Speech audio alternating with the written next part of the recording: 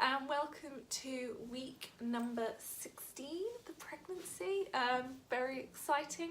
It's been a fantastic week for us. I've really enjoyed it. As I mentioned last week when we had to go to the EPU, they mentioned what they thought the gender of our baby was. Well, we did go to Harley Street and get it confirmed, which I'm delighted to say. So, I'll confirm that in just a moment. But yes, what happened was you book the appointment, which my fiance did, lovely David, and then you kind of go in and it's really quick. I mean, we were in there for like 5 minutes. Just 5 minutes. I think, it was very quick. But yeah, we got it 100% confirmed. We are, in fact, having a little girl. I'm so excited. I shouldn't have had a preference, and I really thought it was a boy. But yeah, I'm so delighted to say that it's just a beautiful little baby girl. And I made her triple, quadruple the woman that was doing the scan many times check, and she's like, from every single angle, you 100% have a little girl in there. So yeah, we've spent a very happy week deciding on the name. After Harley Street, we decided to treat ourselves, so we took ourselves to Alto, which is the top of Selfridges. Thoroughly recommend. It's so pretty, and actually it was really in keeping with the gender because it's all flowers everywhere, very floral, very pretty. And yeah, we just had a really lovely lunch. I think David was kind of in shock. I was just beaming from ear to ear. I think David was like, overwhelmed. I mean, he's absolutely delighted. Actually, in the morning he'd gone to our local park run and had seen there's a children's one. Oh, sorry, it was he'd gone for a run and he'd seen the children's local park run, and there was a little girl running a race. He's like, oh my god, we might be having a little girl, can you imagine? So I think he'd started to come to after the EPU appointment that we had. I think he was starting to be like, no, I definitely think we're having a girl, and he started getting really excited about it. So yeah, we're both absolutely delighted. We've been looking at names. We picked one we really like.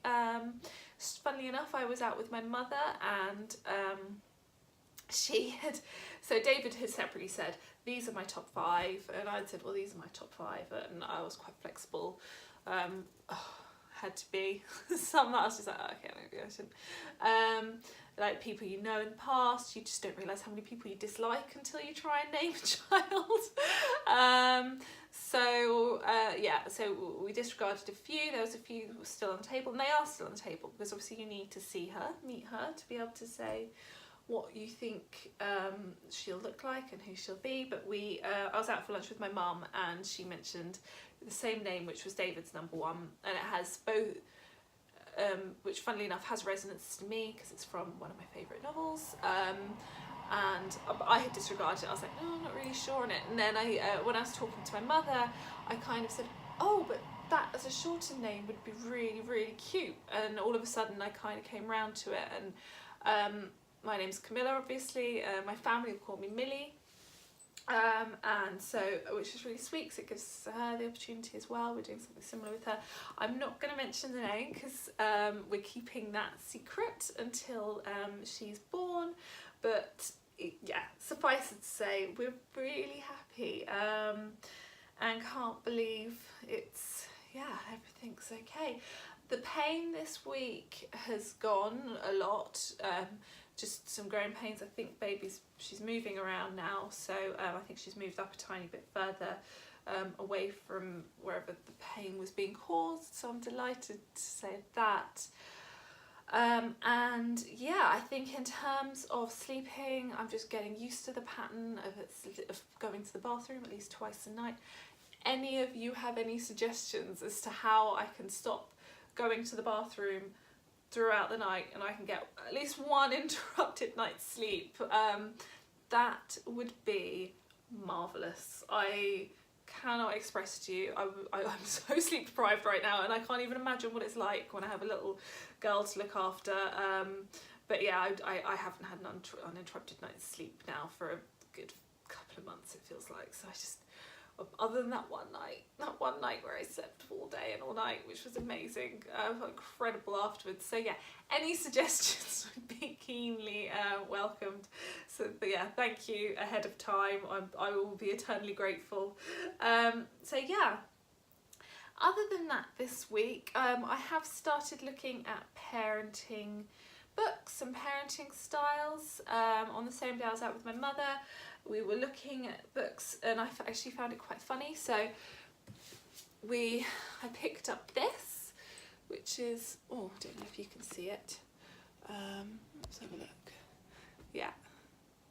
So that's the book we picked up. French children don't throw food.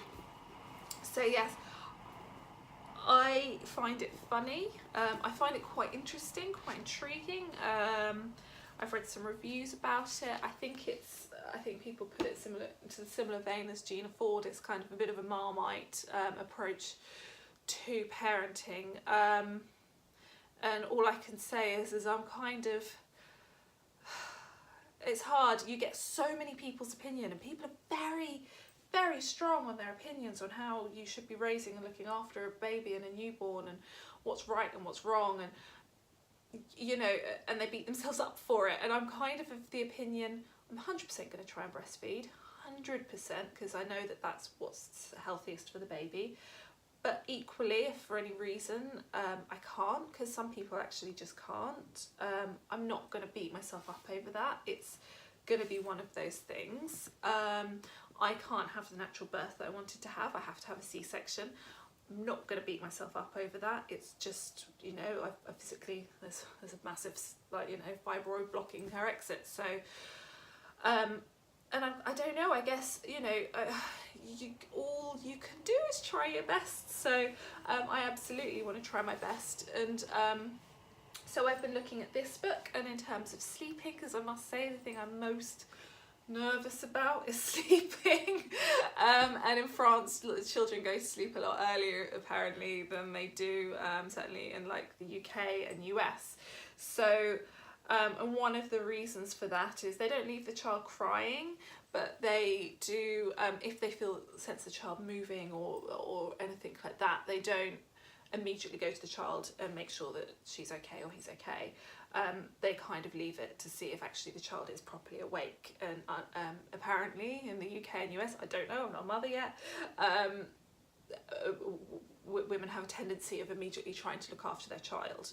That's their reflex reaction. Okay, well, she's moving around, she needs to be looked after. And actually sometimes the baby will just automatically fall back to sleep, much like adults. Sometimes you just wake up.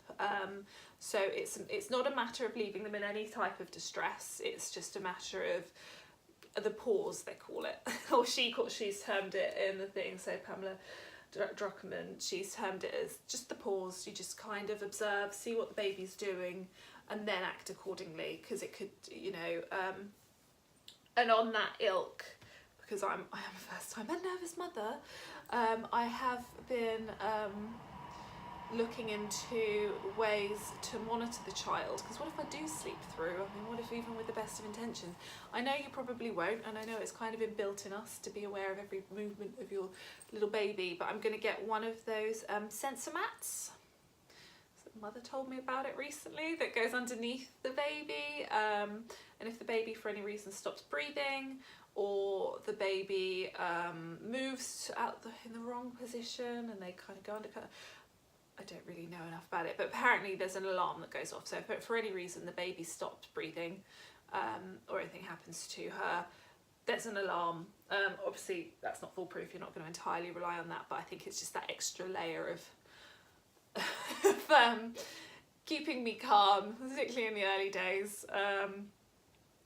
In the same breath, you know, I do know that we would, if babies were as delicate as we believe them to be, the human race wouldn't be here right now. Millions upon millions upon millions upon millions of people throughout the history of time have lived, and they haven't all been treated, unfortunately, with kid gloves as they perhaps should have been. But babies are more hardy than perhaps we realise. So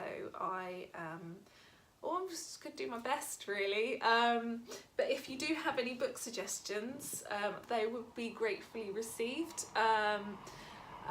any alternatives. I literally just picked that one up, and obviously I'm reading Gina Ford at the moment.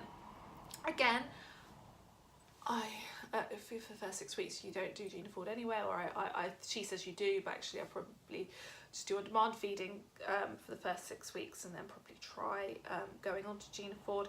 And if that doesn't work, and the baby's not like a Gina Ford baby, and she doesn't react in that way, and she doesn't like it, and I still do on demand, then I will do that. Or equally, if she immediately takes to Gina Ford, and I know some people don't find it very nice for their babies, and it works for mine, then I'll give it a go. I don't know. All I can say is that I'll do the best I can. I don't want to hurt or harm or damage the child in any way. I want to do my best. But that's what's right for me. So yeah. But yeah, any book suggestions? I am like a little baby bookworm at the moment, looking for things that I can read. So yeah, it's been a really exciting week. There's not really a lot else to say about this week other than yeah, we know the gender. It's a girl. Oh, and I did go out and buy my first baby item on the day as well that I found out the gender. I was too excited, so I went to Baby Zara and got this. I'm a total Zara fan, by the way. I know in my haul I did ASOS and Primark, but that's because I don't want to waste money on maternity clothes that I'm only going to be wearing for a few months. Most of my clothes are from Zara, so why not start the baby off in that way? I got this.